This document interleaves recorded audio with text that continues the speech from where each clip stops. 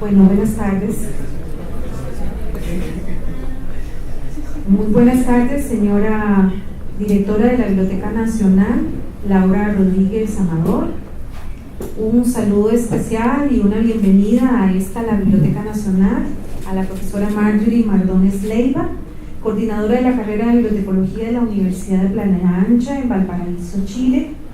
Un cordial saludo para los profesores, para los queridos estudiantes que nos acompañan en esta tarde aquí, para los colegas directores de unidad de información que también en esta tarde nos acompañan, y un saludo también especial y un agradecimiento para los funcionarios, colegas nuestros de la Biblioteca Nacional, que siempre muy atentos y siempre muy gentiles nos apoyan y nos colaboran en hacer estos esfuerzos conjuntos.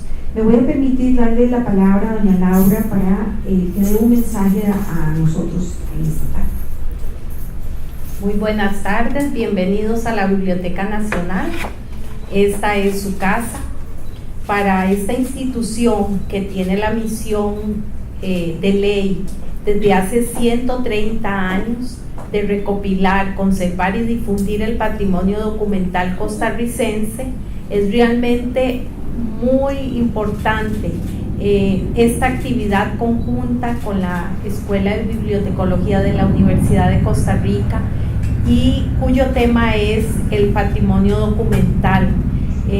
Costa Rica, al ser un país tan pequeño, el patrimonio documental realmente está en esta biblioteca desde los periódicos de la llegada de la imprenta, hasta música, videos, mapas, pasando por todo, y ahora ante un reto muy importante que estamos afrontando con proyectos, y es el patrimonio documental digital, ya no solo impreso, ya no solo análogo, sino digital.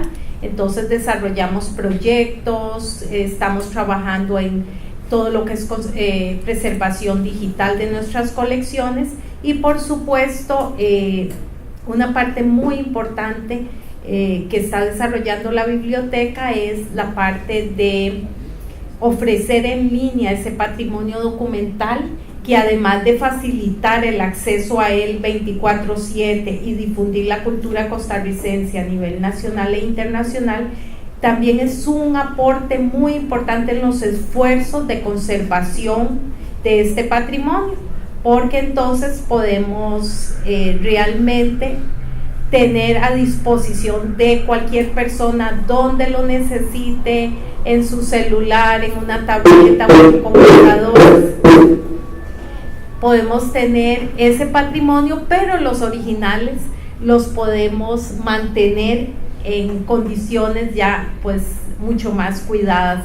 Entonces realmente esta temática es muy importante para esta institución, pero para Costa Rica realmente, porque es el patrimonio del país, es una parte muy significativa de la memoria de Costa Rica lo que esta institución conserva, pero que además de cuidarlo y preservarlo, también tiene el propósito de ponérselo en las manos a la mayoría de las personas de alguna manera, ya sea por las redes sociales que también estamos utilizando, o por el portal del SINAVI y mediante los servicios virtuales. Entonces pues darle la bienvenida a la profesora Marjorie. Es un tema muy importante del cual todos estamos muy interesados en aprender. Darle las gracias a la Escuela de Bibliotecología de la Universidad de Costa Rica, a los profesores, y darles las gracias a todos ustedes que nos acompañan. Muchas gracias. Bueno, muchas gracias doña Laura por permitirnos estar esta tarde aquí en esta nuestra Biblioteca Nacional. Voy a permitirme presentarles a ustedes algunos rasgos de la vida académica de la profesora Marjorie. Bueno, como ustedes verán, de nacionalidad chilena, vive en una zona hermosísima que es Valparaíso, es la playa, es el mar. Es una reconocida documentalista y profesora de la carrera de biblioteconomía en la Universidad de Playa Ancha en Chile. Tiene una maestría en arte con mención en patrimonio por dicha universidad. Ha hecho estudios, tiene estudios de licenciatura en castellano por la Universidad de Concepción. Se desempeña como académica investigadora en el Departamento de Ciencias de la Documentación de la Facultad de Ciencias Sociales de la UPLA. Esas son las siglas por las que ustedes la pueden localizar también en la web, en internet, UPLA, Universidad de Playa Ancha. En sus estudios ha tratado de fusionar la idea de lo que son los temas del anarquismo, el feminismo y la educación libertaria, promoviendo para ello la utilización del software libre para las bibliotecas y participando en un sinnúmero de actividades culturales dentro de su país y en la región del sur. En su obra literaria, la profesora Marjorie ha realizado diversos experimentos conceptuales, entre los que podemos citar el libro de poemografías La luz al basural, libro de postales que se desarma hasta desaparecer el libro, y el poemario Insolente Catalepsia, de carácter colectivo audioexperimental. También la profesora Marjorie se ha destacado por su activa participación en el ámbito cultural con diversas publicaciones de tipo artístico en el ámbito empresarial y académico.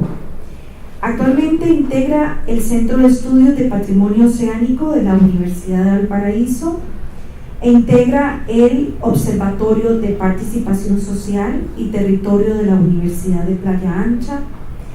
Y también una de sus pasiones, como nos confesaba hoy en la mañana, ha sido todo lo que tiene que ver con la historia del libro y las prácticas de lectura. Por supuesto que otra de sus pasiones ha sido el patrimonio y sigue siendo el patrimonio documental y el libro como dispositivo de la memoria social. Con ustedes la profesora Marjorie y la conferencia de esta tarde que se titula Puesta en valor del patrimonio documental. Profesora Marjorie, con ustedes aquí muy deseosos, muy interesados de que usted comparta con nosotros toda su experiencia. Le decimos que tiene alrededor de unos 50 minutos para su exposición, para luego dejar algunas preguntas con el público. Así es que bienvenida nuevamente y adelante, aquí está su público. Hola, muy buenas tardes a todos, a todas. Gracias por venir hoy a escuchar esta presentación. Gracias, por supuesto, a la directora de la Escuela de Bibliotecología de la UCR, a la directora de la Biblioteca Nacional. Es un lujo poder estar en esta biblioteca hoy con ustedes. Gracias al profesor Rolando por haberme invitado a este viaje, ¿no? Este viaje que, como digo yo siempre, es un viaje físico, pero también es un viaje interior, porque todos los viajes lo son, ¿no? Sobre todo uno además que a veces viaja inclusive 3 veces, o sea, viaja viajando, viaja en un viaje espiritual y viaja también leyendo, como es mi caso y me imagino también el de muchos de ustedes. La presentación que traigo hoy, me voy a poner un poquito de pie para que vean mejor, no sé si se puede apagar un poquito la luz o se ve bien ahí. Me voy a poner de pie para verles mejor y para que me puedan ver un poco más. Esta presentación, como ven, se llama La batalla por la memoria en Valparaíso de 1973. Fue un proyecto de investigación que duró 1 año y medio aproximadamente y se desarrolló al interior de la Escuela de Bibliotecología. Como bien dijo la doctora Magda, dentro de las líneas de investigación que yo desarrollo está lo que tiene que ver con teorías del libro y la lectura. De hecho, el magíster que yo desarrollé en la Universidad de Playa Ancha, la tesis de investigación final, fue sobre prácticas lectoras durante la dictadura militar, específicamente en la década del 80, pensando que, por supuesto, nuestra biblioteca, nuestros libros, las publicaciones, el mundo cultural, siente de alguna manera las pulsiones de aquello que está pasando en nuestra sociedad. Muchas veces lo olvidamos o no lo vemos y pensamos que consumimos libros, ¿no?, como consumimos cualquier bien cultural, pero se nos olvida todo el negocio, ¿no?, que existe detrás y cómo está enfocado a nivel mundial esta lógica de consumo cultural y en el caso nuestro de consumo bibliográfico.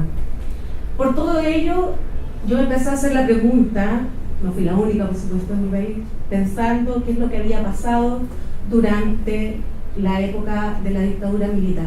Es una historia que se ha recobrado hace muy poco tiempo, hay un par de investigaciones, nosotros, bueno, les voy a ir contando en la medida que pasa la presentación. Nosotros publicamos este librito, ¿ya? Que fue un primer esfuerzo, estamos en otro trabajo también de publicación, que recoge algunos testimonios y algunas reflexiones también de algunos intelectuales locales respecto al tema del memoricidio.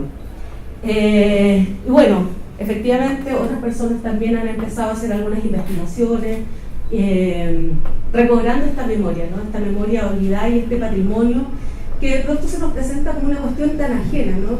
Pareciera ser que el patrimonio no nos pertenece a los discursos oficiales.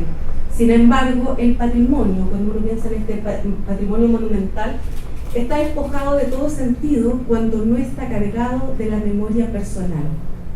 Se lo voy a decir de la siguiente manera. Uno puede ver un monumento, por ejemplo, o un edificio cerca de un parque, de una plaza. Le pueden decir, este edificio es patrimonial.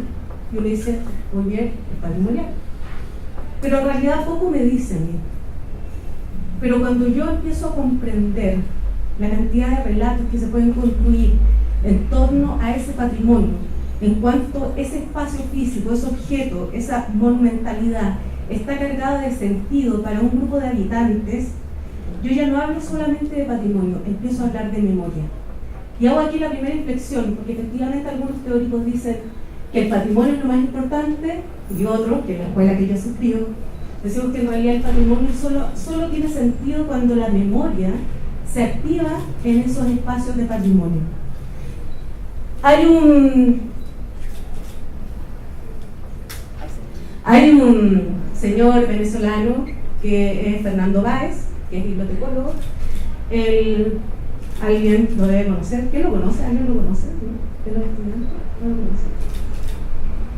Es contemporáneo, es joven. Fernando Báez es bibliotecólogo, como les digo, y ha trabajado bastante el tema del memoricidio. Y lo que él hace, entre una de las publicaciones que tiene, que se llama La historia de la destrucción del libro desde las tabletas de arcilla hasta la biblioteca de Irak. Y lo que hace él es un paneo, un recorrido durante toda la historia del libro y muestra cómo la destrucción del libro ha estado instalado como práctica cultural y social durante toda la historia humana. De hecho, lo que señalan algunos teóricos es que la primera destrucción del libro fue en la llamada Biblioteca Surbanipal. Entonces uno empieza a pensar, bueno, y la más conocida por todas y todos yo creo que es la destrucción, que no fue una sola, de la gran biblioteca de Alejandría, ¿verdad? ¿Reconstruida qué año? ¿Alguien se acuerda? ¿No? ¿Saben qué fue reconstruida? Sí. Si no saben, tienen que revisar, ¿eh? Porque alrededor del año 2006 más o menos se reconstruyó. Y es un edificio en honor a esa antigua biblioteca. Pero como les digo, estas prácticas se han desarrollado durante toda la historia humana, en todas partes del planeta. Entonces lo que habla Fernando Báez, que tiene otro libro que se llama El saqueo cultural de América Latina, lo que nos dice es que esto tiene que ver con las prácticas de la borradura, ¿no? Cuando una cultura se superpone, aniquilando por absoluto la cultura existente, que es lo que pasó en el caso de la llegada de los europeos, ¿verdad?, a nuestra querida América Latina, ¿no? O sea, si uno se pregunta dónde están los códices mayas, ¿dónde están? ¿Saben? Si no saben, adivinen, si no es tan difícil. ¿Dónde están? En Europa. ¿Quién dijo? ¿Quién dijo Europa? Joven. Usted, el último sentado, ¿no?, en el auditorio, les voy a regalar el libro. No merece, muy bien. Me perdona el resto, pero tomen, me regalo. Lo puede vender si quiere, romper, prestar, etc. Bien. En Europa, efectivamente, se aniquiló, ¿verdad?, la cultura precolombina, ¿sí? Y se impuso la cultura europea. Lo que ocurrió durante las dictaduras militares en toda la zona de América Latina fue exactamente lo mismo. Se volvió a utilizar la práctica de la borradura. Fernando Báez acuña este término, ahí está, perdón, Parece que algo me está tapando. Qué tontera esto ya. Acuña el término este que está aquí, que es biblioclastía, ¿no? La biblioclastía entendida como la destrucción de ¿qué? Con más ánimo, ¿eh? ¿Almorzaron o no? Ya, bien. Sí, la destrucción de los libros, ¿no? Y ahí encontramos estos otros conceptos hermanos, ¿sí? Que son las memorias negadas, aquello que nos silenciamos, ¿no? Por temor, que sabemos tanto de eso en América Latina. La memoria emblemática como aquella memoria que se instala y que dice, esto es el patrimonio, esto es lo recordable, ¿no? Si nosotros, por ejemplo, pensamos, ¿qué es lo que sabemos acerca de los pueblos y la historia precolombina? Sabemos muy poco. Probablemente sabemos más de la Segunda Guerra Mundial, ¿verdad? Porque hemos estado siempre mirando a Europa, ¿no? O a Estados Unidos, pero siempre a imperios que se vienen a imponer. Y bueno, y este concepto que es cómo activamos la memoria social. Entonces Fernando Báez dice, bueno, ya esto me está jodiendo. Aquí sí. Dice, habría que preguntarse además, ¿cuántos libros han sido destruidos al no ser publicados? Ahí tiene un pequeño. ¿Cuántos libros se dejaron tirados en la playa, en el metro, en el banco de un parque, ha llegado a su final? Lo que dice Fernando Báez en el fondo, que la biblioclastía puede ser por motivos naturales, ¿ya? Catástrofes naturales, y puede ser también por motivos políticos. Entonces, bueno, ahí ustedes ven el caso de Argentina, que también ya se ha investigado acerca de la destrucción durante la dictadura de Videla, y aquí vemos algunas imágenes. Claro, la gracia, entre comillas, que estas destrucciones masivas de libros fueron documentadas, no tenemos registros visuales o algunos audiovisuales. Es decir, nadie puede decir que esto no ocurrió. Y ese es el sentido también de la investigación y de la presentación que hoy por hoy les traigo acá. Mucha gente dice, no, pero esto no ocurrió, ¿no? No se sabe qué ocurrió. El caso de Alemania, lo conocemos, ¿no?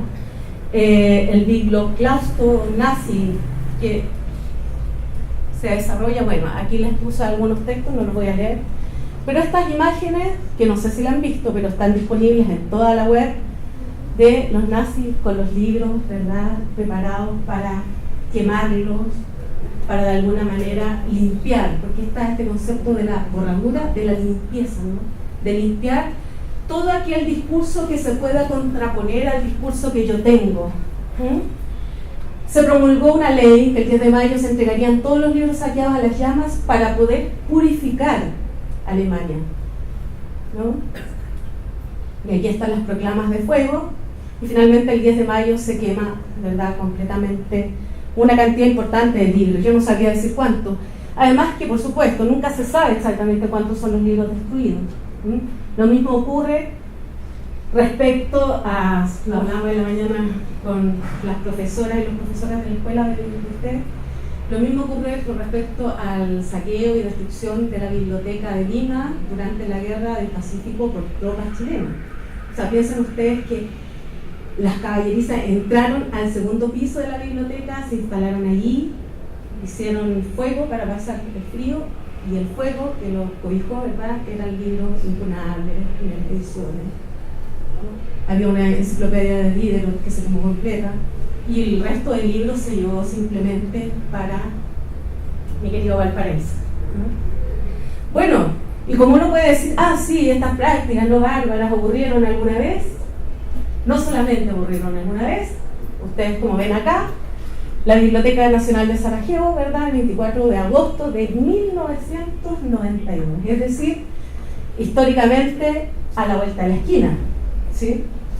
Se destruyó, se incendió. Bueno, constituía una vez más un símbolo de identidad de un pueblo.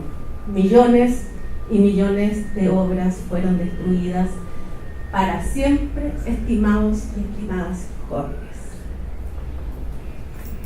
Ahí tienen unas imágenes que son realmente dolorosas, que son también bastante conocidas. Esta la puse acá porque la encuentro, bueno, en el dolor también podemos encontrar belleza, ¿no? Vemos esta imagen de este músico tocando el interior de la biblioteca destruida. La biblioteca de Bagdad, 2003, súper reciente, ¿ya? Aquí hay algunos datos, no sabemos si son reales o no, por supuesto que las imágenes nos van diciendo cosas importantes. Ahí está la imagen, ¿no? Ahí está todo destruido, incinerado. En Chile tenemos el caso, ¿verdad?, de la biblioclastía, producto de una naturaleza inclemente, un poco de desidia también, de preocupación, pero básicamente incendio, ¿sí?, aluviones, terremotos. ¿Sí? Hace poco encontré un libro en una librería en Chile que se llama La historia de la catástrofe en Chile. ¿Sí? Entonces nosotros estamos marcadas por estas catástrofes. Entonces, bueno, de esto hay poca información, pero les voy a pasar rápidamente las imágenes, ¿no? 2005, terremoto en Tarapacá, bibliotecas. 2010, bibliotecas, ¿no? 39% de las bibliotecas dañadas cuando fue el último terremoto, el 27F que le llaman. Valparaíso, la biblioteca Severín. Incendio, Quilleco, Petrusquén, ¿no? Tarapacá, aluvión, 2015. Miren ustedes esos libros en qué condiciones están, ¿eh? Esos son irrecuperables. Sí. Terremoto 2015. Bueno, sumado a estas catástrofes nacionales, que también son formas de biblioclastía, tenemos esta otra que marca un hito realmente importante, que es en el año 73, ¿verdad?, cuando termina el gobierno popular de Chile, asume el dictador Augusto Pinochet. Y en el mismo mes de septiembre lo que se hace es una quema pública en un lugar de Santiago que se llama las Torres de San Borja, que son edificios, para la época eran torres muy imponentes, más que ahora, que ya son parte de esta historia colectiva, ¿no? Y bueno, llegan los militares y empiezan a revisar libros, se allanan particulares, bibliotecas universitarias, ¿sí?, y se queman. Es interesante ver, claro, uno dice, no, pero a lo mejor no se quemaron, sí, se quemaron. Y hay otro elemento con respecto a la borradura, ¿eh?, y con respecto a cómo se mediatizó, espero ir bien con el tiempo, se mediatizó todo esto. Les decía a los colegas de la mañana, no se me quede dormido, joven, les decía a los colegas de la mañana que en ese tiempo a nivel país había solamente 2 canales de televisión, ¿no? Ahora no sé cuántos hay, ¿no? Más de 100 con esto del cable, está el internet, está Netflix, qué sé yo. Había solamente 2 canales, uno era del Estado y el otro era de la Iglesia Católica. En uno de esos se transmitió una quema.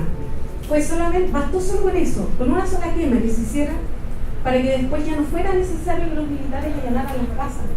La gente de manera espontánea empezó a destruir sus propios libros.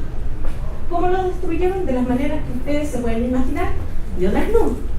Por ejemplo, se quemaron, se tiraron por el WC. Hubo un señor que, recogiendo los testimonios, los relatos, tomó un libro, lo deshojó, lo puso en la pared, hoja por hoja, mientras lo iba pintando de negro.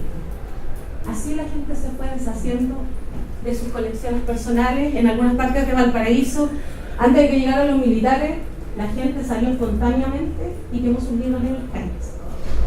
Y así fue desapareciendo, ¿verdad? Además, es re interesante darse cuenta de que estas quemas no solamente fueron de libros políticos, ni gente que tenía partidos políticos ni que militaba, sino que también fueron libros de cocina, libros de tejido, libros de cuentos infantiles. ¿Por qué?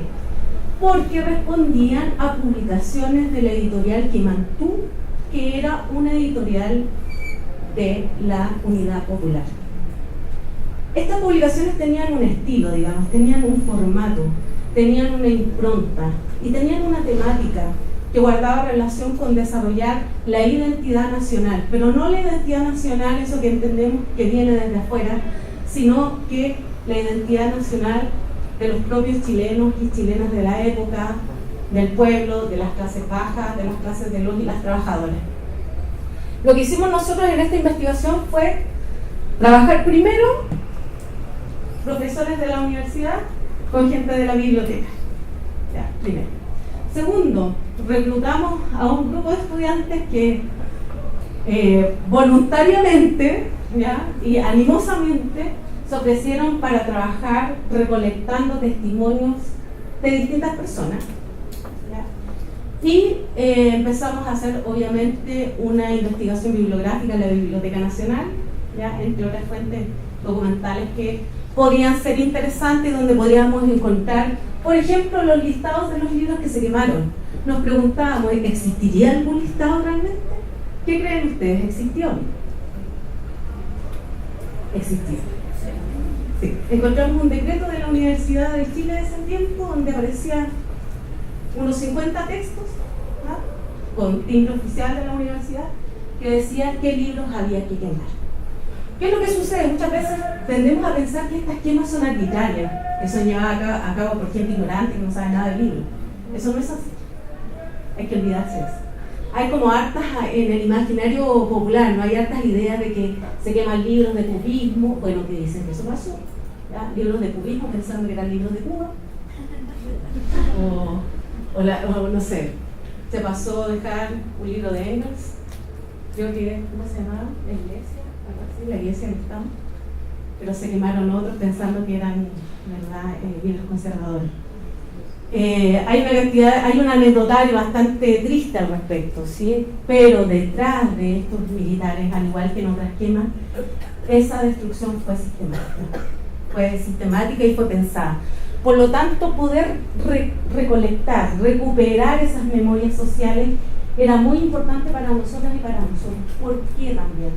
Porque en el fondo, yo tiendo a pensar que hemos ocupado demasiado tiempo, está bien, no me quiero expresar mal, demasiado tiempo en realizar procesos documentales o procesos técnicos que son necesarios y sí, y funcionan bien, pero nos hemos olvidado de este otro aspecto de la biblioteca, que tiene que ver con la memoria social. Los libros tienen cosas que decir acerca de la sociedad, no son solamente objetos, ¿no? Uno puede empezar a pensar qué ocurre en ese libro, qué hace que una persona arriesgue su vida para rescatarla. Realmente fueron héroes de la época, ¿no? Y lo que queríamos hacer también era poner en valor este patrimonio documental. Invitamos a la gente de todo el país, porque esto se difundió en distintos medios de prensa, a regalarnos o prestarnos sus libros personales para poder levantar la exposición. Y nos llegaron llamados tales como un señor que me dijo, ¿sabes tú que el año pasado, haciendo una remodelación de la casa, levantamos un tablón de madera del piso y encontramos 40 discos de vinilo que mis papás escondieron antes del golpe, en el 73? Y esos discos están ahí, y son de la época, y muchos de esos discos de vinilo, ¿no? La parte del medio, ¿cómo se llama? ¿Es una galleta? La que viene al medio, la ubican, la redonda. Eso estaba teñido de negro, porque era una forma de ocultar, bastante ingenuo, ¿no?, aquello que había dentro de ese disco, ¿no? Y lo mismo sucedió con los libros, ¿ya? Estos libros como clandestinos que transitaron con una portada distinta del libro que tenían adentro. Filología, Universidad de Chile, Miguel Ruiz Parra, esa era la portada y por dentro estaba el manifiesto comunista. La gente veía así en las libros. Entonces, rescatar esto y decir, ¿cómo lo exhibimos? ¿Cómo lo mostramos? Entonces, con esto construimos una exposición, construimos un relato. Y pensamos también que la biblioteca tiene que ser un espacio más dinámico de encuentro, ¿sí? Y de encuentro es súper extraño lo que ocurrió. Si lees un libro lo vas a ver.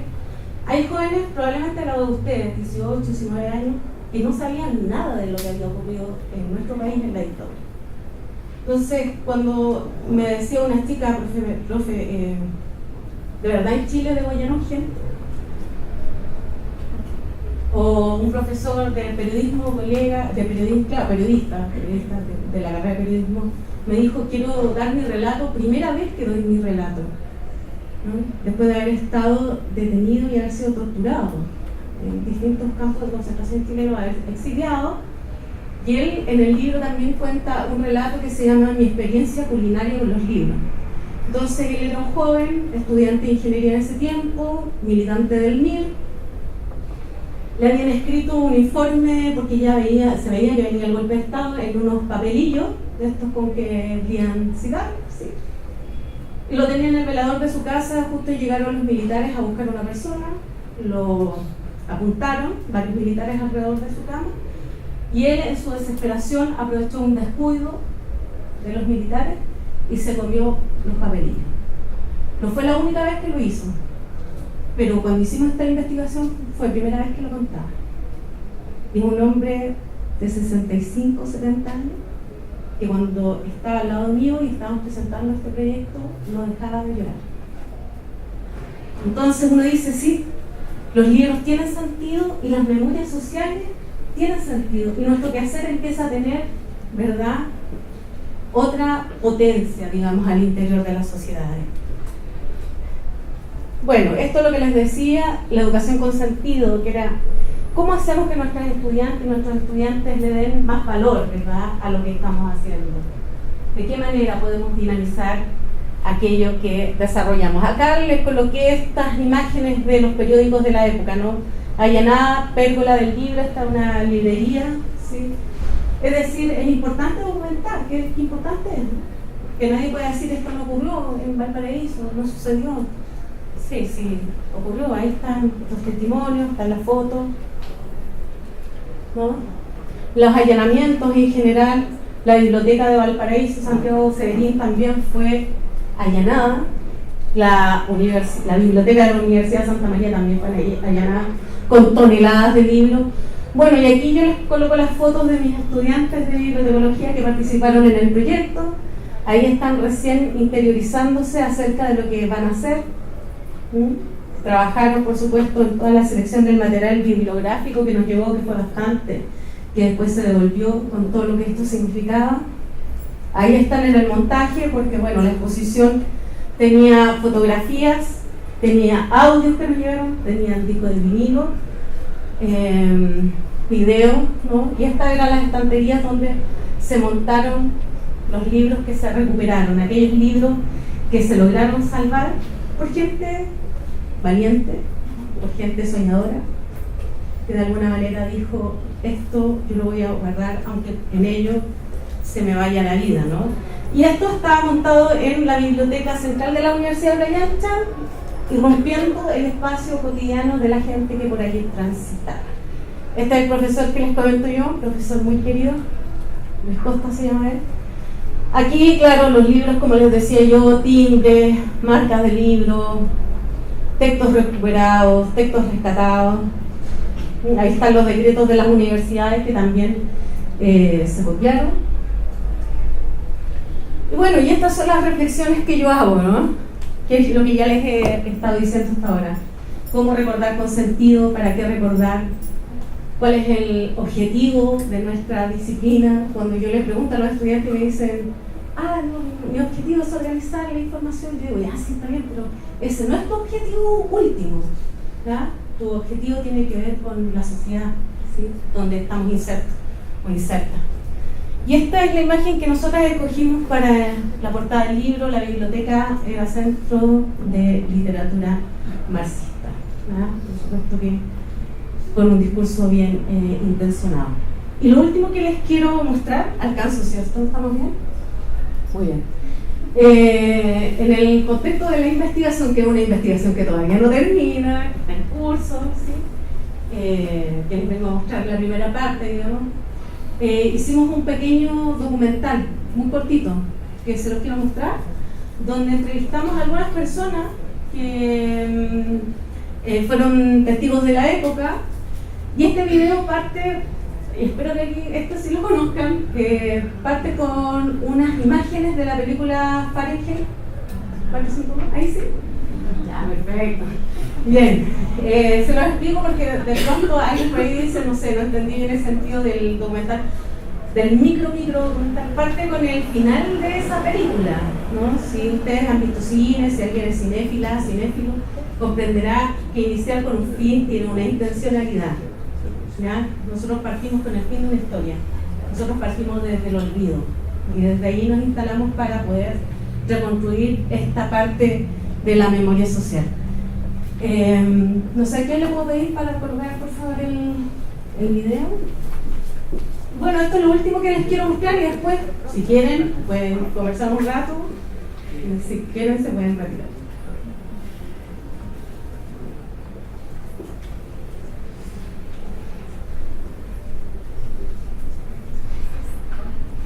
Ahí va. Lo último que quiero agregar es que deténlo un poquito. Todavía no, ya. Es que este proyecto, esta investigación fue financiada por la Universidad de Playa Ancha y fue financiada por el Ministerio de Educación de nuestro país.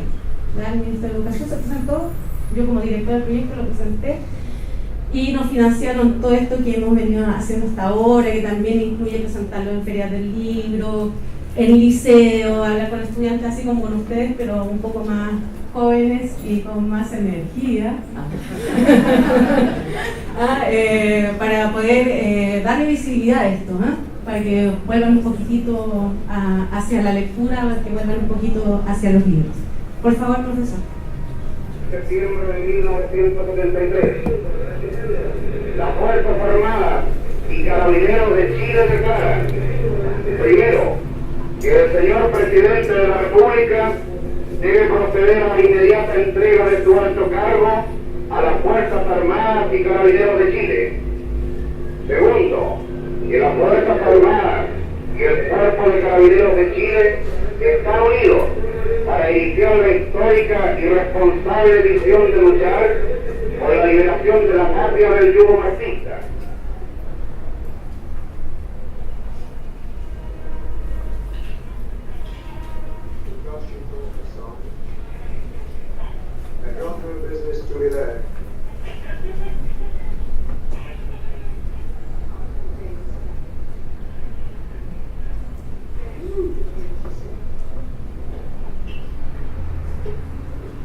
Are you interested in Plato's Republic?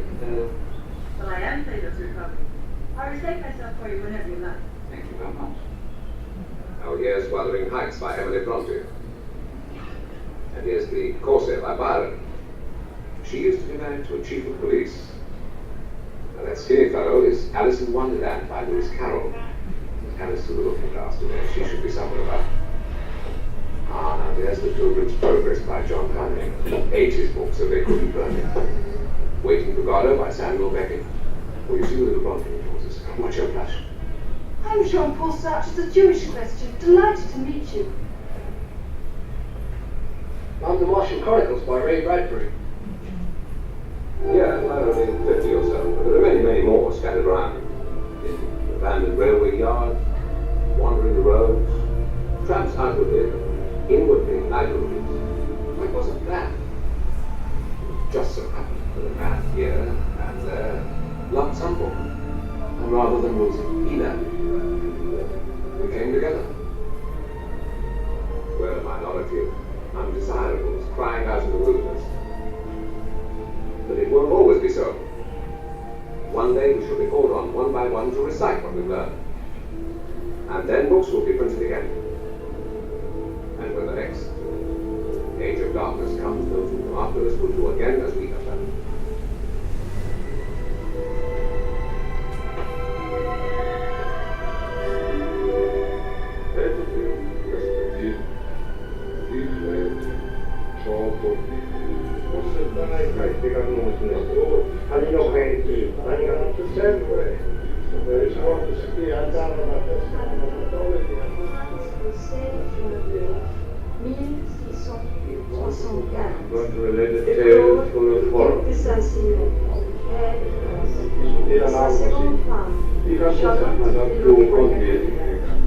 Unique de Sully, Liliane de Boudot, première femme de Montréal,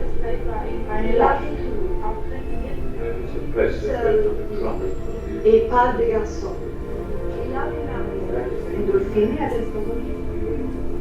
How much there is to tell.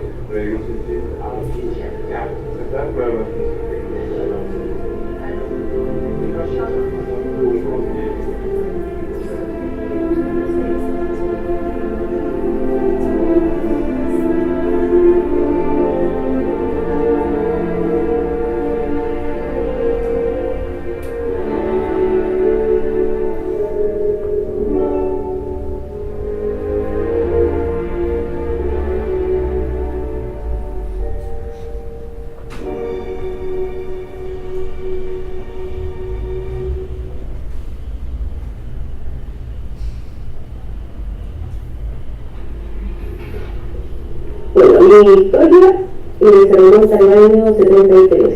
En ese tiempo era una época muy convulsionada, pero al mismo tiempo también de mucha cultura. Entonces yo estaba en el colegio, estaba cursando cuarto medio en el año 73, y me reunía con mucha gente que me gustaba leer y que era de izquierda, y nos reuníamos en el segundo piso de la Biblioteca Severín. Entonces ahí había jóvenes del Eduardo de la Barra, del Liceo 1 de Núñez, del Instituto de Cultura de la URSS, de la Unión Soviética, al cual también yo pertenecía. Entonces yo iba a estudiar curso ahí, y tenía otros compañeros también como los Buscovis que también estaban estudiando ahí. Entonces juntábamos material tanto de revistas China Popular, Punto Final, la revista Sucesos, la revista, el diario Clarín, la revista de la URSS. Cada uno aportaba materiales en relación a los movimientos de izquierda. Yo a los 14 años había pedido autorización para inscribirme en el Partido Socialista, pero por supuesto me habían dicho que no, porque era muy peligroso y era muy chica. Pero de todas maneras seguí juntándome con la gente que tenía las mismas creencias y tendencias políticas mías. Y juntábamos por supuesto materiales desde música, póster, revistas, libros, y todo eso lo dejaba en mi casa. Una vez que supimos el golpe que a mí me pilló yendo al colegio, en ese tiempo no había movilización colectiva porque estaban todos en paro, entonces bajando a mi colegio supimos que no podíamos llegar a los lugares donde íbamos porque estaban los militares por todos lados. Nos devolvimos a la casa y mi mamá, pensando que podría venir una cosa muy grande, por intuición materna más que todo, sin autorización mía, fue a mi dormitorio y sacó todo lo que yo tenía, libros, revistas, cancioneros, también de música de Fila Bayún, de Inti Illimani, de Víctor Jara, todo eso, los cassettes que se usaban en ese tiempo, los libros, todo el material de izquierda que yo tenía, me había gustado tanto conseguir y intercambiar con los otros, lo echó todo en un tambor donde ella juntaba agua. Entonces en ese tambor lo dio vuelta, echó todas las cosas y le prendió fuego, justamente pensando que yo ya tenía en ese momento 18 años y que podría ser imputable de cualquier cosa, haya hecho o no haya hecho lo que podría haberme imputado. Así que mientras yo lloraba y batallaba, de rabia, de desesperación, de frustración, de miedo, de pena por lo que le había pasado ayer, me hacía poquito recién, nada más porque recién había fallecido, mi mamá quemaba, tratando de salvarme. Esa era la idea, pensando que en cualquier momento podían llegar los militares y podían allanar la casa, además porque yo tenía amigos militares de la Universidad de Santa María, entonces que también iban a la casa. Entonces mi mamá pensaba que estaban todos observados por los vecinos, y como en ese tiempo los vecinos también delataban, entonces ella pensaba que podría pasar algo así. Afortunadamente en mi casa no llegó nadie, yo estoy en la casa del frente de mi vecino, llegó un bus militar y ahí allanaron todo, al frente vivían los familiares era un regidor, Nelson Salinas, y se lo llevaron a todos. Entonces con ese terror mi mamá dijo que estaba bien lo que ella había hecho, pero que nunca me pude conformar con todo el material que perdí. Así que esa es mi historia. Bueno, y después algo puedo recuperar a través de la Biblioteca Severín, no recuperar porque no era de mi propiedad, pero sí enterarme de lo que estaba pasando a través de una de las bibliotecarias, que ella todo el material que le llegaba de las editoriales, incluso editoriales clandestinas, ella lo guardaba como documento público y solamente a algunas personas, así como de confianza, nos facilitaba ese material para enterarnos de lo que estaba sucediendo, y ese material nosotros lo devolvíamos intacto y sin definitivo a la biblioteca nuevamente. Y yo creo que así se conservaron un montón de textos y de revistas que si no hubieran desaparecido igual que todo el material en el tambor que incendió mi mamá. Yo estaba en la calle Conde mirando cómo estaban los compañeros detenidos a lo largo de la vereda, cuando llegó el personal del diario de la televisión que funcionaba cerca de nosotros en la radio, y me dijeron: ándate, porque si no te van a tomar detenido, porque acá han de tomar detenido al diputado Sepúlveda y creo que el edil Máximo Marjol, que estuvo también en Esmeralda a posterior. Entonces me llevaron en el coche de la televisión y me dejaron en el Parque Italia, porque yo iba en pos de información. Ahí desapareció el diario de la Unión. Nosotros habíamos arreglado el diario de tal forma que nos permitía importar algunos repuestos que eran necesarios, accesorios que eran necesarios, y se llegaron todos a La Habana. Habíamos superado el momento crítico de la finanza, que daba una deuda de la Caja de Empleados Públicos y Periodistas, pero a esa también le debía el Mercurio, porque era tiempo duro y difícil.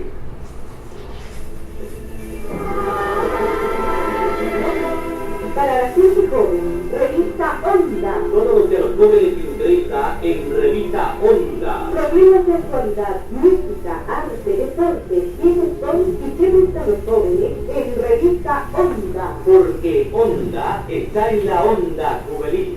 Pídela en todos los kioscos y exige sus pósters en revista Onda.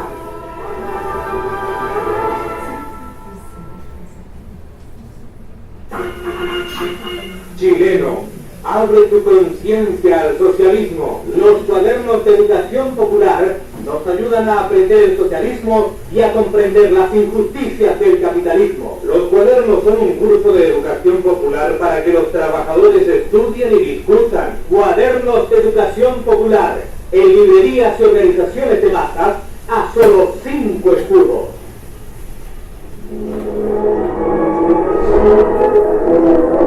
El marxismo necesitaba concientizar a la población. Usó para ello el poder económico que le daba el gobierno y la millonaria ayuda de los países socialistas. Desde luego, la vieja maquinaria gráfica de la imprenta del Partido Comunista fue súbitamente reemplazada por una moderna y dotada de los mayores adelantos tecnológicos donada por el gobierno títere de Checoslovaquia.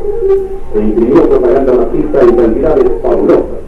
Sin embargo, el decano de la prensa chilena, el Mercurio, sufrió la confiscación de toda su documentación contable. Además, se prohibió publicar avisos fiscales en diarios no marxistas. Entre tanto, los diarios La Mañana de Talca y el Sur de Concepción eran violentamente usurpados por elementos gobiernistas sin que nada hiciera la fuerza pública por evitarlo. El Partido Demócrata Cristiano denunció a comienzos de 1971 que el gobierno controlaba 8 de 13 diarios de la capital, el 70% de la ciudad y la única estación de televisión de alcance nacional. Después de controlar los principales estudios cinematográficos y la distribución de películas, la Unidad Popular importó masivamente cintas de procedencia soviética y cubana. Directamente desde Moscú o a través de La Habana, se transmitía el mensaje de violencia y fanatismo que el Kremlin había diseñado para convertir a Chile en otro satélite. Estos noticiarios de propaganda que se encontraron en la residencia presidencial de Tomás Moro muestran el empleo de armamento similar al que repartían los grupos feministas a sus bases. Ametralladoras.30, cohetes tipo Katyusha, máscaras antigas.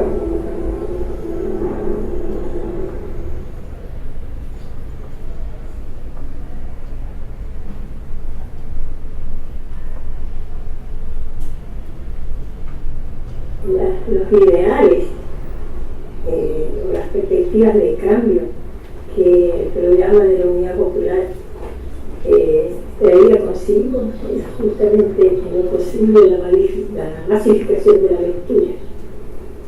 Y entonces durante el gobierno de Salvador Allende se creó la editorial Juventud y se publicaron todas las obras de arte contemporánea en pequeños libros de algún costo, creo que valía 1.000 pesos, no sé cuánto, baratísimo. O sea, hasta el más pobre podía comprar sin libros. Eran ediciones que se hacían mensuales. Entonces toda la gente, en todos los kioscos, estaban estos libros editados por Juventud y había una gran estimulación a la lectura y entonces la gente podía comprarlo sin medrar su presupuesto. Y usted podía ver en el micro cómo la gente iba leyendo, como ahora con la tecnología la gente está embelesada con el teléfono celular, y en aquel entonces la gente se embelesaba con la lectura de aquellos libros, de todas clases sociales. Usted podía ver gente joven o ya adultos mayores, en fin, obreros, de todo estrato social, incluso preocupado de la lectura, y porque además era una forma de comunicación entre la gente, porque se comentaban, oye, tú leíste tal libro así, ¿y qué te pareció? Oye, en fin, se establecía un diálogo, una comunicación entre gente que a veces ni se conocía, pero el vínculo de la relación era el contenido del libro y cómo cada uno podía interpretar lo que había leído, y entonces se producía, creo yo, un momento muy especial, porque la persona estaba realizándose interiormente al expresar lo que sentía y lo que pensaba y contrarrestarlo con otras opiniones que podían ser similares o distintas, pero en todo caso enriquecedoras para el desarrollo de la gente, que la gente mirara más ampliamente la realidad y la vida. Mira, el hallazgo de los discos fue hace un año y medio atrás, no mucho tiempo más. Revisando el dormitorio que vivían mis padres, noté que había un madero estaba suelto, no tenía clavos. Y me llamó la atención y lo levanté, y al sacar el madero me encontré con estos discos que habíamos guardado nosotros. Se nacieron en 1975, porque en 73 lo habíamos guardado acá en otro lugar bajo el horno de la cocina. Y después nos movimos. Una vez que caímos presos, mi hermano y yo, seguramente muchas cosas se movieron, sacaron libros y eso. Y entre eso, bueno, quedó guardado ahí hasta que nosotros regresemos, unos años atrás, y mirando, observando, llevando esa madera y encuentro los discos. Los sellos discográficos que la gente recuerda que tienen que ver con música netamente comercial, como por ejemplo el sello ENI o el sello RCA, tenían en su catálogo artistas eminentemente de música popular. Pero en su momento se hace un sello que fuera capaz de recopilar todos los cantantes y los músicos que estaban haciendo música con compromiso social. Entonces se crea el sello JJ, que fue el sello que sacó a muchos artistas en los primeros años, antes de la Unión Popular. Y posteriormente, este sello es súper importante para la promoción industrial de la música de la época, ¿no? De este sello grabó, de hecho, también Jara, por ejemplo, Gira Bayú, JJ. Y posteriormente se hace la discoteca del cantar popular, el sello DICAP. El sello DICAP continuó sacando ediciones de grupos también con estas características, como Gira Bayú, por ejemplo. Acá tenemos otra edición del JJ, que es la cantata de Santa María de Iquique. Ahí tenemos JJ, ¿no? que después pasaría a ser el sello de ICAP, la discoteca del Cantaco Bueno. Si es cierto, en mi colegio yo nunca vi quemar el libro, sí lo viví en el barrio donde nosotros vivíamos. Los vecinos sacaban todo lo que tenían guardado en literatura, diario, cualquier cosa que lo vinculara con algún partido político, no siendo de izquierda o de cualquier partido que lo involucrara en algo relacionado que lo podía llevarlo a una detención durante ese periodo. En los años que se dio las quemas del libro, fueron más bien clandestinas las que vi, porque en la noche a veces uno jugando como niño, tendría como 15 años, 12 años, veía las fogatas a lo lejos. Y uno se preguntaba qué lo que eran. Y la publicidad de los niños te llevaba a acercarte más lo que estaba pasando. Y a veces uno se da cuenta que lo que estaba pasando, que eran las quemas de algunos libros políticos, documentación personal que tenía, vinculaciones con alguna idea que en ese momento no era muy idea. Eso más o menos yo que me acuerde, porque yo son hartos años para atrás, pero lo que me marcó a mí era cómo se quemaba la documentación. En ese momento yo no entendía por qué se quemaba. Ahora, a través de los años, puedo decir que era por la vinculación que me podía darle ese documento. Con el tiempo uno comprende cosas que han pasado, ¿no? Más o menos así mi experiencia que tuve yo de la época. Con Linda ahí con el la playa de estacionamiento de la iglesia. Là, dans cet immeuble, habite un certain Andrea Labarca. Carlos Labarca, non, Carlos Andrea Labarca. C'est un communiste, je crois qu'il était représentant de son parti en Allemagne de l'Est. Mi coronel. Bien, mon colonel, je veux me rassurer. Nous venons de perquisitionner chez lui, tout est réglé. C'est bien, c'est bien. Qué bueno, claro. Hacía tiempo que sabíamos nosotros de eso. Vous connaissez l'existence de ce repère depuis longtemps, et bien, je suis content de constater que ce n'était pas une fausse information. Enchanté, monsieur. Una noticia falsa. No era ninguna noticia falsa, ya lo vimos siquiera. Gusto conocerlo, buenas tardes. Saludarlo, buenas tardes.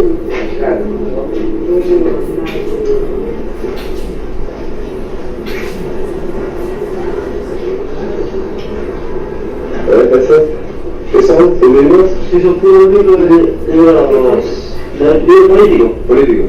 Raconte-moi ça. Lenin, Chimine, Lénine. Et puis la dónde? Esto es mucho. Là, dans cet immeuble. Disco de Fidel Castro también. Aquí deben estar todos quemados así. Tout ça est en train de brûler.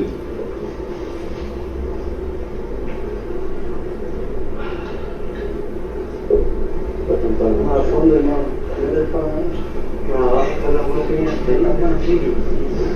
Comment c'est ça? Vous connaissez Kevin? Non, non.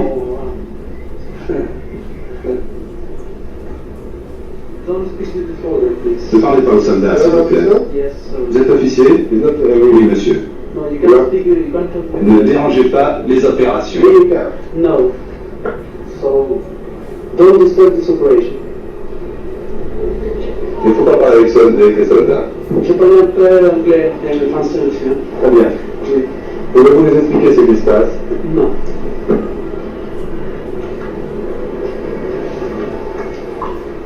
C'est ainsi que dans le Chili de l'automne 73, il est devenu dangereux de posséder chez soi le moins.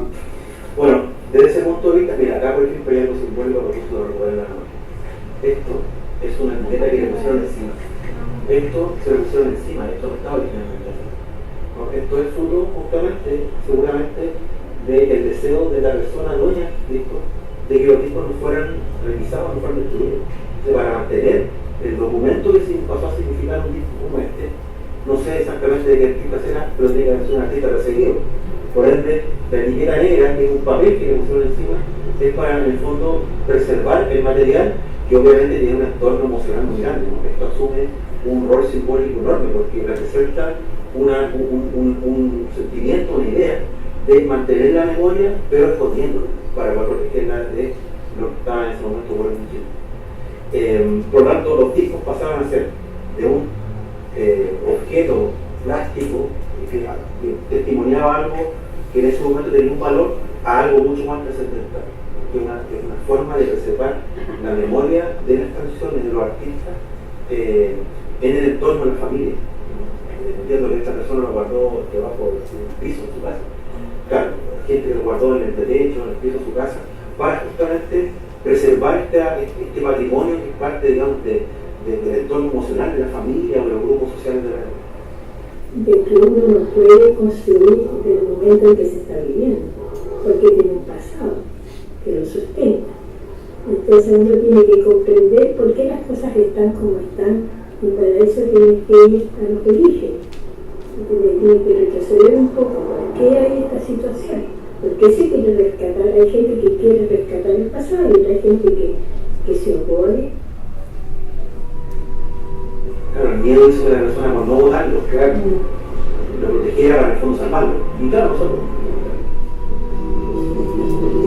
Apresentas por los cerros, dejas su huella en el viento, esa vida le da el vuelo y lo cobija el cielo. Bueno, para terminar con la presentación que les traigo, les comento que las personas que testimoniaron acá, no sé si estaba muy bajo el audio, pero se escucha bien en todo caso.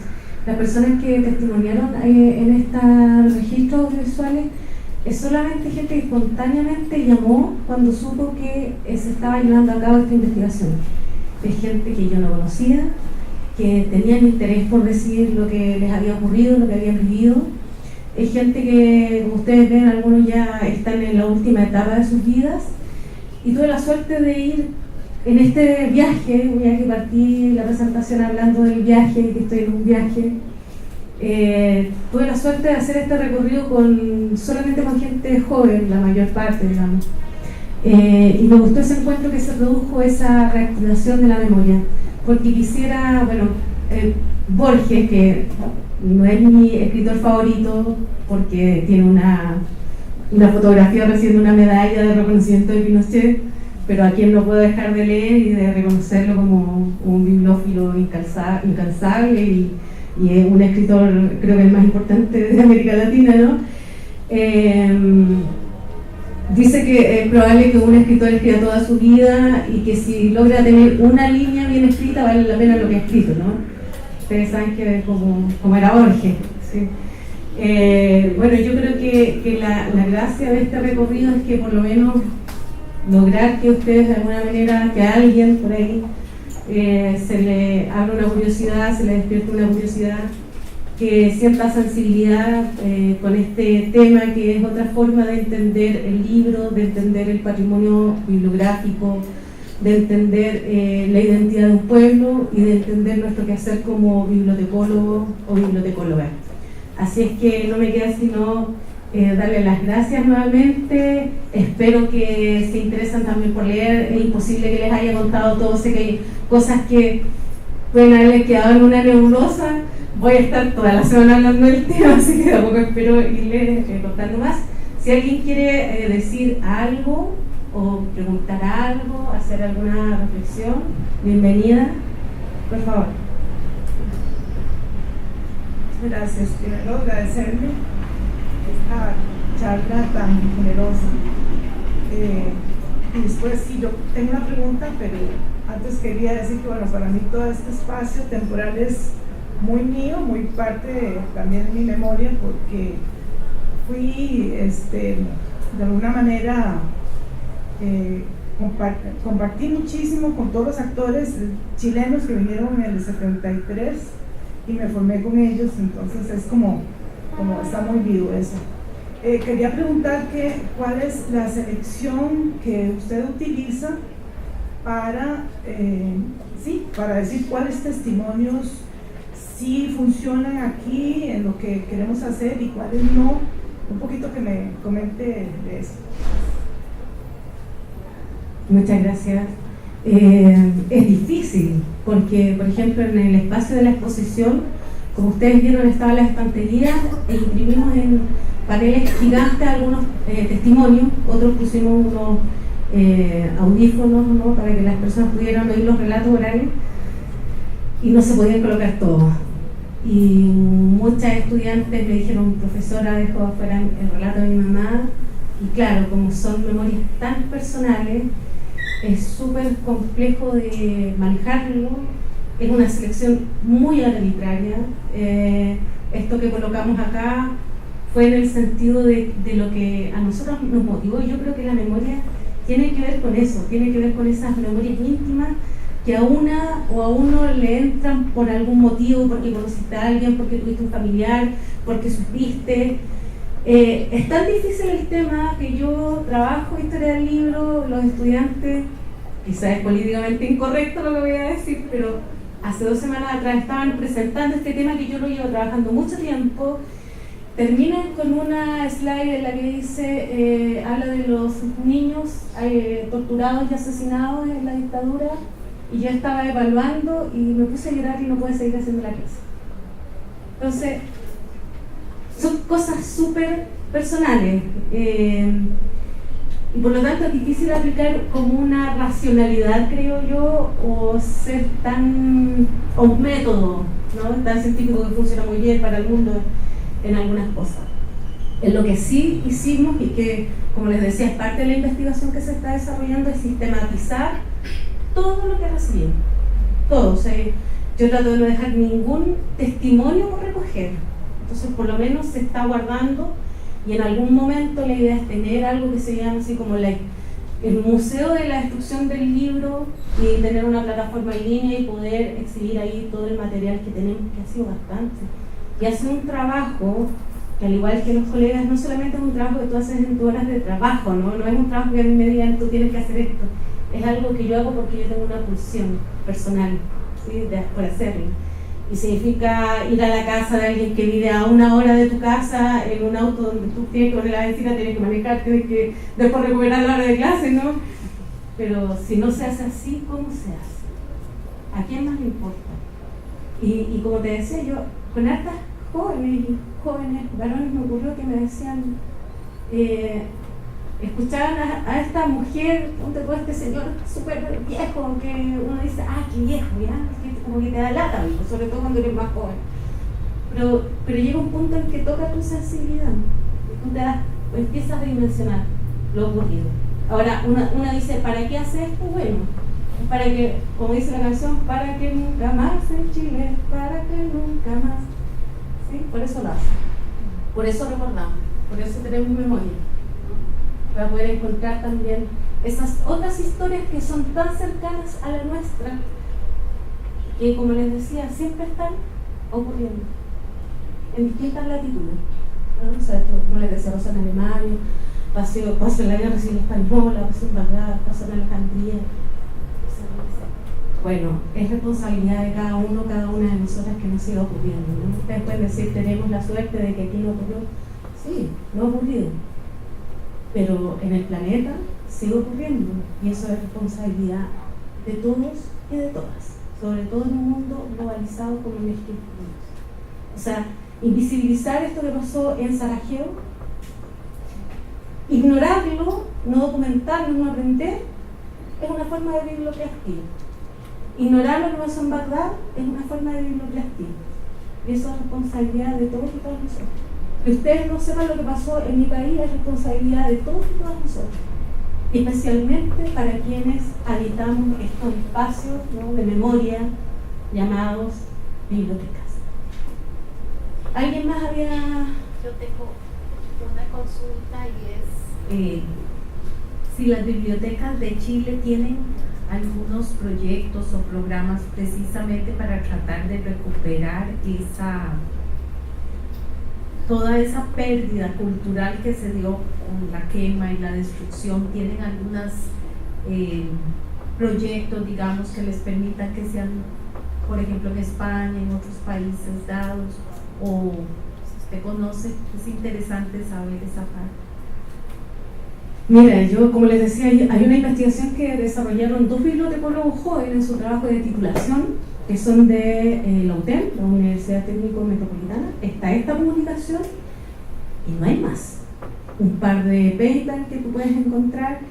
Es un tema que hace poco se ha empezado a investigar y quienes hemos empezado a echarle cabeza a eso somos bibliotecólogos, bibliotecólogas vinculadas principalmente con la universidad.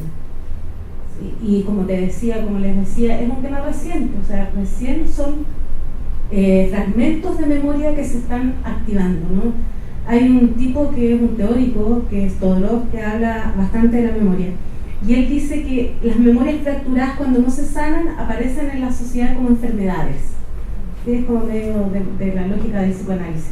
Entonces, uno, no sé si pasa acá, no creo, pero capaz que sí. Van a un partido de fútbol y después del partido de fútbol todo queda destruido en los alrededores, ¿no? Y uno dice, pero ¿por qué hacen eso? No tienen ni idea, ¿por qué salen a la calle? ¿Por qué rompen las cosas? Claro, están enojados, no saben con qué. Pero de alguna forma han heredado también una sociedad, ¿verdad?, enferma.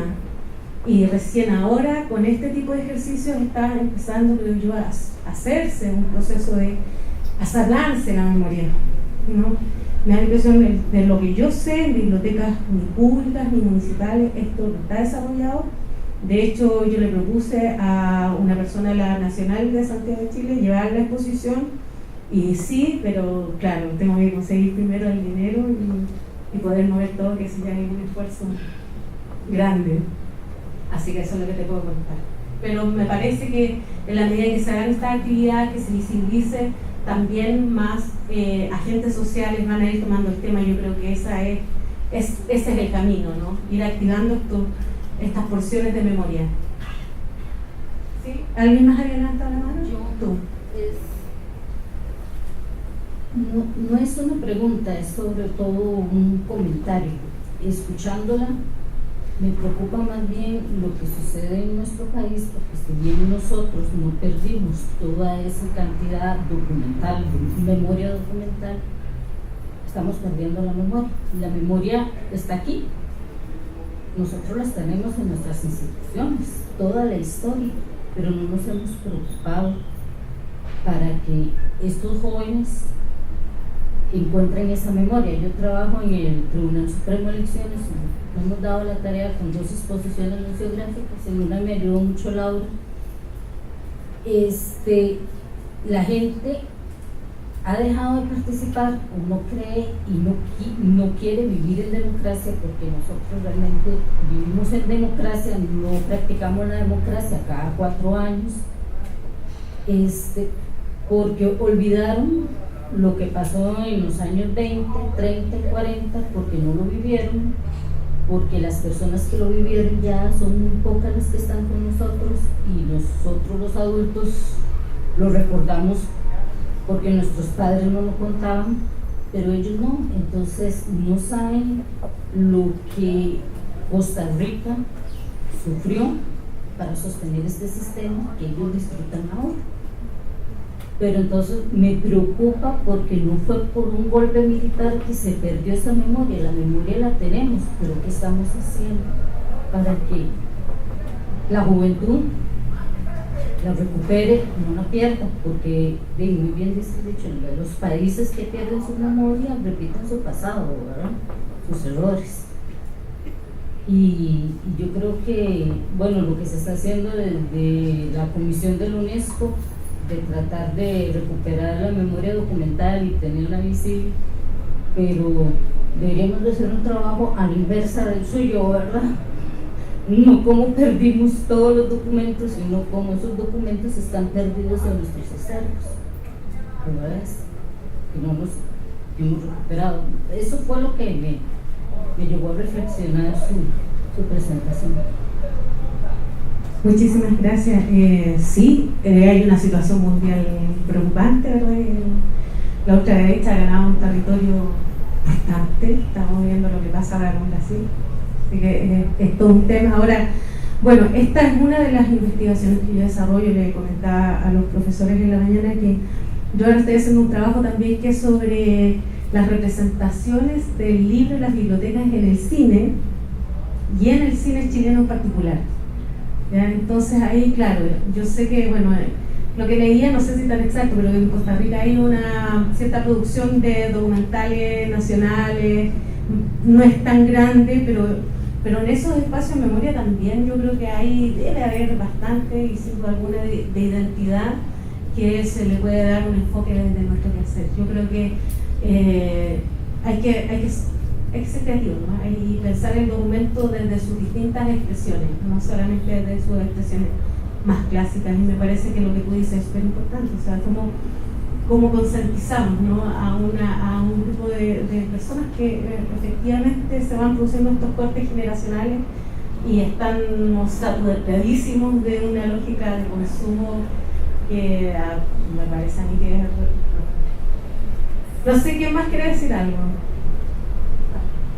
Bueno, para terminar, sí es un reto para las bibliotecas y yo creo que los bibliotecólogos, y hemos experimentado con el apoyo de diversas instituciones, el Tribunal Supremo, las escuelas y facultades de universidades con fundaciones.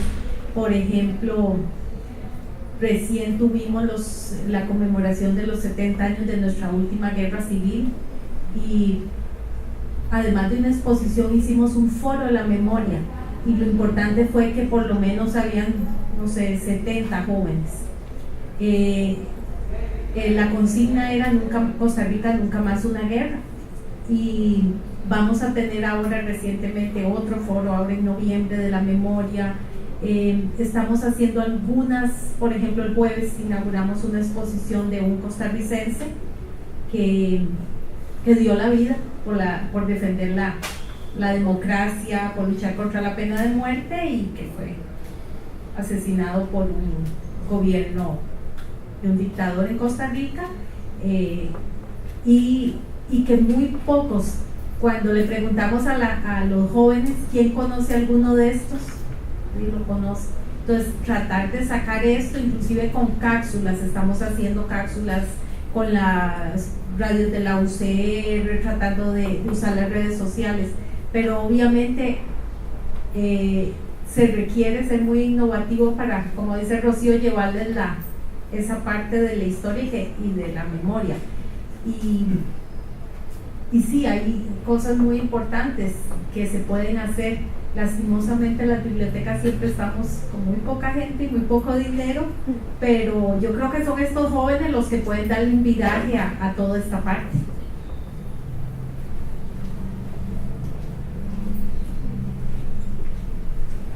Buenas tardes, yo no soy bibliotecólogo, soy archivista de la Universidad de Costa Rica. Aquí hay una compañera que también es archivista. Y yo estaba pensando este tema desde el documento de una manera general, ¿verdad? Claramente hay un enfoque desde el libro, pero esa memoria nacional, esa memoria aún más allá latinoamericana o mundial, se describe en diferentes documentos, ¿verdad? ¿Cuál es el papel de la biblioteca? ¿Cuál es el papel del archivo? ¿Cuál es el papel del museo, por ejemplo? Y cómo la convergencia de todos esos medios describen nuestra historia.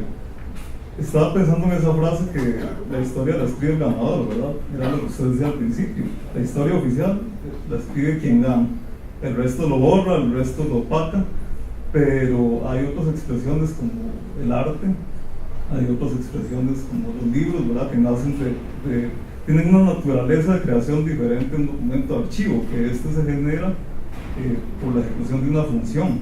El libro puede hacer una intención desde, como decía usted, un libro de cocina, un libro infantil, hasta un libro satírico, etcétera, una crítica política.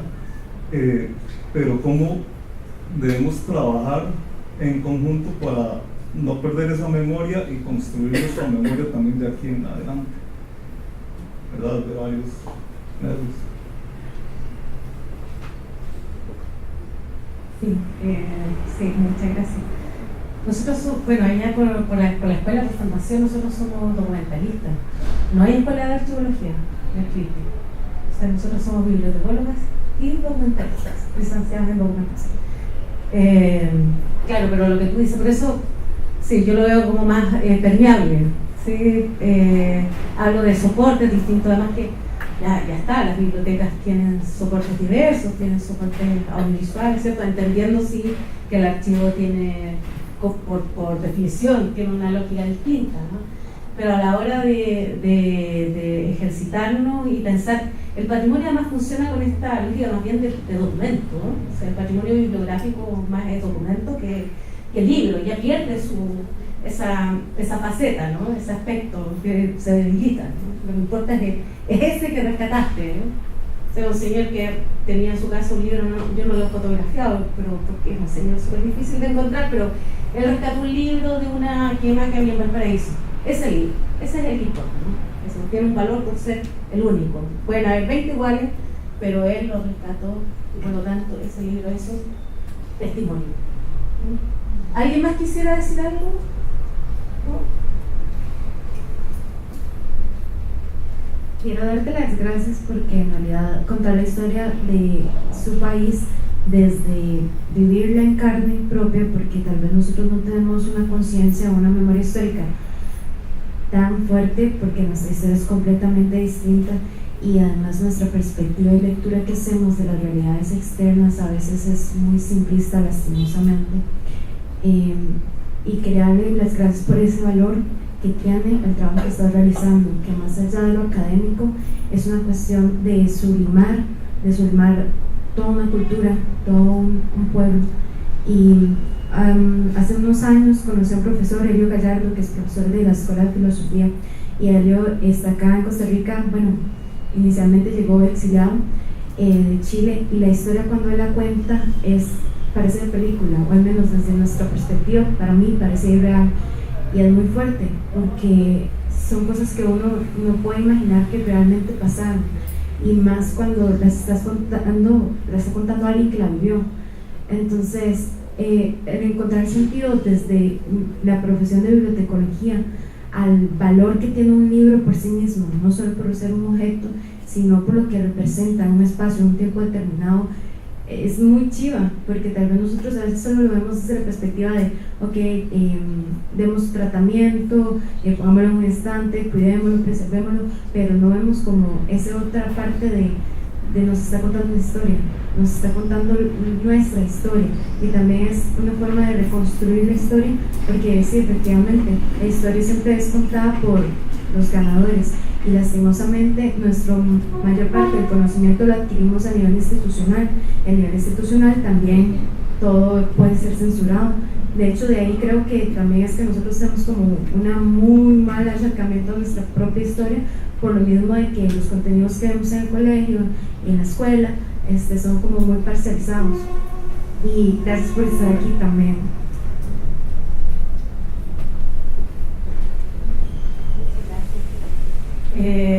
¿Alguien más quisiera decir algo? Bueno, ¿qué tal, Lili? Voy a terminar entonces la presentación. Muchas gracias. Te lo pido, Ana. Voy a terminar la presentación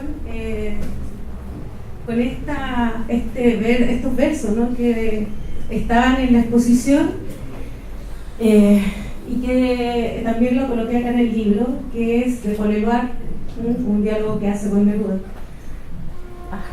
Deme un segundo, por favor. Si no, no veo nada.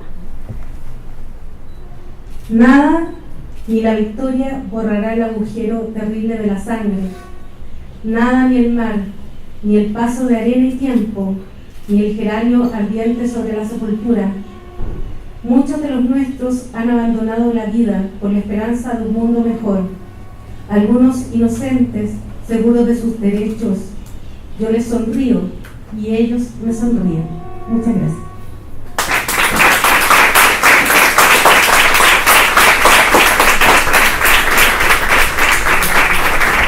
Bueno, agradecerle a la profesora Marjorie Mardones por su participación, ¿verdad? Agradecerles a ustedes por su presencia. Bueno, a Rocío no, porque me quitó las palabras de cierre. Entonces, y Hilary también, ¿verdad? Pero no, esto es importante sobre todo para las generaciones más jóvenes, porque los hechos narrados acá sí ocurrieron y pueden volver a ocurrir, además están ocurriendo hoy en día bajo otros nombres, en otras latitudes, ¿verdad? Y yo entiendo en particular para mi grupo de estudiantes que hoy nos hace el honor de acompañarnos, de que igual hemos hablado que tal vez en este momento la bibliotecología es su presente, tal vez el día de mañana su futuro no sea la bibliotecología, pero la memoria de un pueblo sí es algo que nos compete a todas y a todos. Costa Rica no es una isla, formamos parte de una comunidad que se llama América Central, que a su vez está inserta en un continente, en un subcontinente como es América Latina y América como un todo. Y esto es muy importante, que nosotros tengamos esta capacidad de recuperación, y agradecerle a la Biblioteca Nacional, que siempre es tan amable, que nos abre el espacio. Como dijo Laura, ahora esta es nuestra casa, solo que no nos dejen quedarnos a dormir, ¿verdad? Y Margaret, te tenemos un agradecimiento de parte de la Escuela de Bibliotecología y la Biblioteca Nacional. Gracias por tu participación, gracias a ustedes por su participación.